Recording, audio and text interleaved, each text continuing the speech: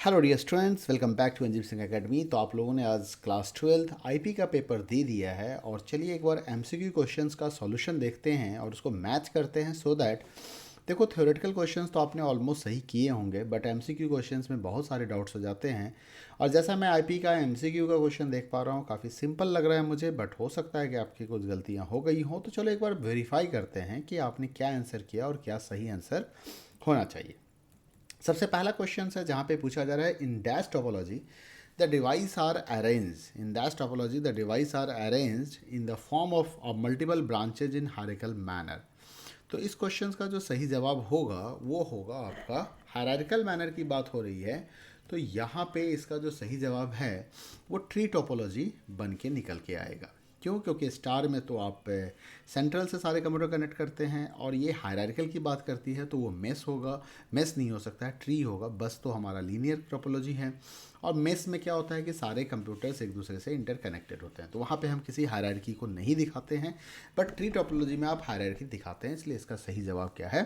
Tree topology. Next question पे आते हैं, जहाँ पे नेक्स्ट क्वेश्चन आपसे पूछा जा रहा है कि what is the next question कि रिदिमा। ठीक है, क्वेश्चन कह रहा है, मैं एक बार पेन ले लूँ। हाँ, तो इसका आंसर हो गया आपका ट्री टोपोलॉजी। अब कह रहा है, Ridhima purchase a license for a copy of software and made additional copies without the permission of the copyright owner. तो इस तरह की एक्टिविटी को आप क्या कहोगे? तो इसे हम कॉपीराइट इन्फ्रिजमेंट कहते हैं। देखो, ट्रेडमार्क हम नहीं कह सकते हैं क्योंकि ये बिजनेस से रिलेटेड होता है। आइडेंटिटी है मतलब आपकी किसी आइडेंटिटी को चुराया जाता है, और पैटेंट किसी लोगो या डेवलपमेंट के ऊपर हम लगाते हैं, अपने क्रिएशन के ऊपर लगाते हैं। तो ये जो सॉफ्टवेयर के ऊपर जब बात आती है लाइसेंस की, तो उसे हम कॉपीराइट इन्फ्रिजमेंट कहेंगे। ठीक है, नेक्स्ट क्वेश्चन देखते हैं कि what can an individual do to enhance the privacy of data stored digitally. तो डेटा अगर डिजिटली स्टोर्ड है और उसकी प्राइवेसी के लिए आपको क्या करना चाहिए? Enhance the privacy of data. Share sensitive information on social media platform, ये तो प्राइवेसी बढ़ाने के लिए नहीं होती है। Use your date of birth, ये भी पासवर्ड में आप यूज करेंगे तो अच्छा पासवर्ड नहीं माना जाता है।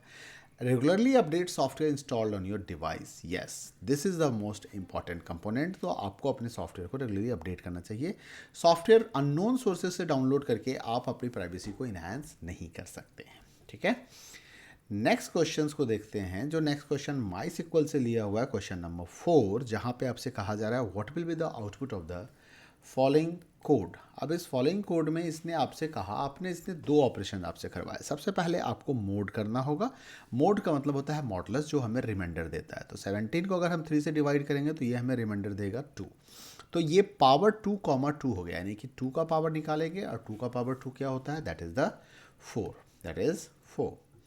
नेक्स्ट क्वेश्चन देखिए, question number 5, which of the following is not an aggregate function. आप सभी को पता है कि एग्रीगेट फंक्शन कौन कौन होते हैं। इसमें से कह रहा है नहीं है। हमारे पास टोटल 5 एग्रीगेट फंक्शंस होते हैं, जिसमें से average, max, mean, count, sum. तो एल के से एक रो फंक्शन है, it is not the aggregate function, it is a single row function. L case का मतलब होता है lower case. Dash is the gaining of unauthorised access to data in the computer. तो gaining of unauthorised access जो होता है वो hacking से होता है। ठीक है, नेक्स्ट क्वेश्चन को देखिए कि what is the next question. Question number 7 कहता है which of the following is not true with respect to the CSV file. CSV file means comma separated file. Not true कह रहा है, तो CSV file values are separated by comma, ये भी सही है स्टेटमेंट है। To CSV can be use to save data frame to a CSV file, ये भी सही है। CSV file is created using a word processor, नहीं। CSV फाइल हम क्रिएट करते हैं using spreadsheet software, calculator software की मदद से या नोटपैड की मदद से। CSV file is a type of text file, ये सही स्टेटमेंट है। तो थर्ड इसका सही जवाब है। नेक्स्ट क्वेश्चन की तरफ बढ़ते हैं, क्वेश्चन नंबर 8। क्वेश्चन नंबर 8 क्या कहता है? Which MySQL command helps to add a primary key constant to any table that has already been created। तो it's use to add a primary key constant. तो primary key constants add करने के लिए, column add करने के लिए हम alter table command use करते हैं, क्योंकि आपको कांस्टेंट ऐड करना है टेबल में। टेबल ऑलरेडी क्रिएटेड है। इंसर्ट इनटू से हम रिकॉर्ड इंसर्ट करते हैं, ऑर्डर वाइज से अरेंजमेंट ही होता है, सेंडिंग डिसेंडिंग, और अपडेट से हम वैल्यू को अपडेट करते हैं। ठीक है, चलिए नेक्स्ट क्वेश्चन देख लेते हैं। What will be the output of the following query. इस क्वेरी का आउटपुट क्या होगा। सब STR G20 2023 इंडिया 5,4। तो मतलब फिफ्थ पोजीशन से 4 कैरेक्टर निकालने हैं। तो 1 2 3 4 फिफ्थ, ये फिफ्थ पोजीशन है और यहाँ से 4 कैरेक्टर, तो क्या निकल के आएगा 2023। तो इसका सही जवाब हो गया 2023। चलिए अब नेक्स्ट क्वेश्चन को देख लें। अगला क्वेश्चन है जहाँ पे आपसे आउटपुट पूछा गया है और वो आउटपुट बेस्ड है पाइथन पांडास के ऊपर में। What will be the output of the following Python code. Import pandas as PD 11223377 RR PD.series DD and R.4। तो यहाँ पे क्या हो रहा है कि पहले आपने एक डिक्शनरी बनाया, फिर आपने एक सीरीज़ क्रिएट कर दिया और फिर आपने सीरीज़ में एक एलिमेंट, एक रो को ऐड कर दिया, ठीक है, इंडेक्स और वैल्यू दे दिया। अब जब आप प्रिंट कराओगे तो प्रिंट कैसे करेगा, तो क्या प्रिंट करेगा 1 1 2 2 3 3 7 7 एंड लास्ट में 4 4 प्रिंट होगा। तो यहाँ पे तो 4 तो दिख ही नहीं रहा है, तो इसलिए वाला ऑप्शन हमारा क्या हो गया, गलत हो गया। तो हम नेक्स्ट ऑप्शन को देख लें। नेक्स्ट ऑप्शन में हम देखते हैं यहाँ पे हमारे पास क्या दिया हुआ है। नेक्स्ट ऑप्शन, पहले हम ऑप्शन नंबर 2 को देखेंगे। तो ऑप्शन नंबर 2 में देखो 1 नहीं दी, 1 1 2 2 3 3 4 4। अब इसने 4 तो आपने लास्ट में ऐड किया था ना, बट इसने पहले दिखा दिया, तो इसलिए ये नहीं होगा।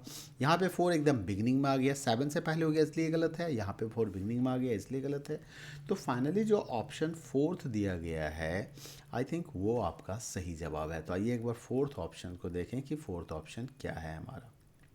ठीक है, तो 4th ऑप्शंस में दिया हुआ है, यहाँ पे देखिए 1 1 2 2 3 3 7 7 4 4 और डेटा टाइप। तो ये सही है, मतलब ये आपने पहले ऐड किया था और बाद में आपने 4 को ऐड किया, तो बिल्कुल सही जवाब है।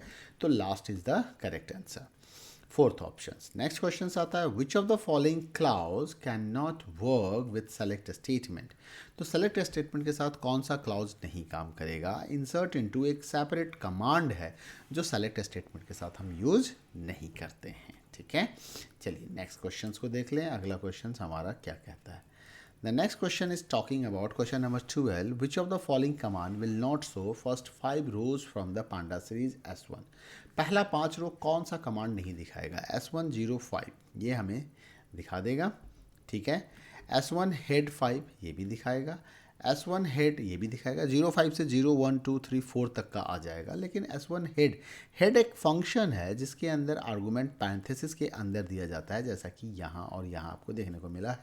बाय डिफ़ॉल्ट हेड हमेशा फर्स्ट टॉप 5 रोज को दिखाता है और यहाँ पे तो आपने 5 लिख ही दिया, लेकिन यहाँ पे जो आपने स्लाइस हेड के साथ यूज किया है तो ये एक गलत हो जाएगा। तो this one is the answer of this question. ठीक है, चलिए नेक्स्ट क्वेश्चन देख लें। क्वेश्चन नंबर 12 के बाद हम पहुंच चुके हैं क्वेश्चन नंबर 13 पे। 13 में रामा कहता है Rama was unable to understand how the recruiters were able to know about her digital activity when she has not shared anything with them. The recruiters might have checked dash of Rama. तो देखो रामा का क्या हो गया, digital footprint को check कर लिया गया और इसलिए रिक्रूटर उसको कॉल नहीं कर रहा है। डिजिटल फुटप्रिंट क्या होता है आप सभी को पता है।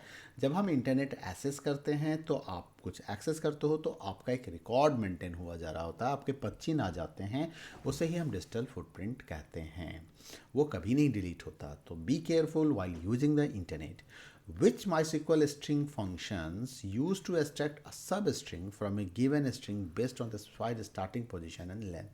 तो इसके लिए हमारे पास मिड फंक्शन होता है या सबस्ट्र होता है, जहाँ पे हम सब स्ट्रिंग को एक्सट्रैक्ट करने का काम करते हैं। लेंथ से आप लेंथ पता करते हैं, ट्रिम से आप ट्रिमिंग करते हैं उसे, बट यहाँ पे सही जवाब आपको क्या मिलेगा, मिड फंक्शन। ठीक है, फिर क्वेश्चन नंबर 15 को देखते हैं। The software that is free for anyone and its source code is available for access modification corrections and improvement. तो ऐसे सॉफ्टवेयर को हम क्या कहते हैं, that software is known as the free and open source software. क्यों, proprietary software किसी की प्रॉपर्टी होगी तो वो आपको नहीं करने देगा। कमर्शियल सॉफ्टवेयर बिना लाइसेंस बाई किए आप कुछ नहीं कर सकते हैं, और कॉपीराइटेड सॉफ्टवेयर के साथ भी ऐसा ही होता है। तो यहाँ पे जो सही जवाब है वो है ऑप्शन नंबर 3। ओके, चलिए नेक्स्ट क्वेश्चन को देख लेते हैं। Next question number 16, dash helps in data protection through copyright patents and trademark. तो इसके लिए हमारे पास एक राइट्स होता है जिसे हम इंटेलेक्चुअल प्रॉपर्टी राइट्स कहते हैं। This is called intellectual property rights, IPR। चलिए हम पहुंच चुके हैं असर्शन एंड रीजनिंग वाले क्वेश्चंस में।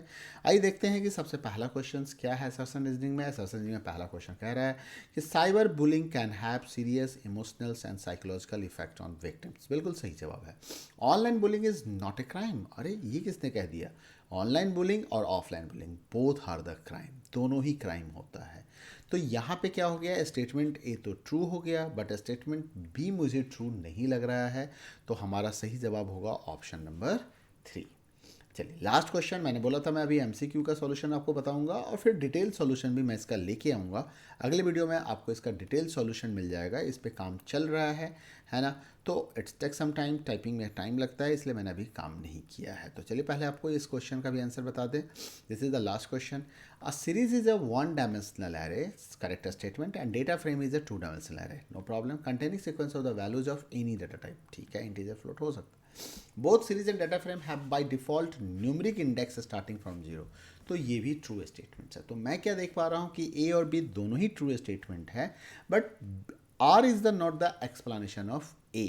तो यहाँ पे हमारा ऑप्शन 1 नहीं, हमारा ऑप्शन 2 होगा। क्या होगा ऑप्शन? हमारा ऑप्शन होगा यहाँ पे 2, क्योंकि both statements are true but R is not the correct explanation for A.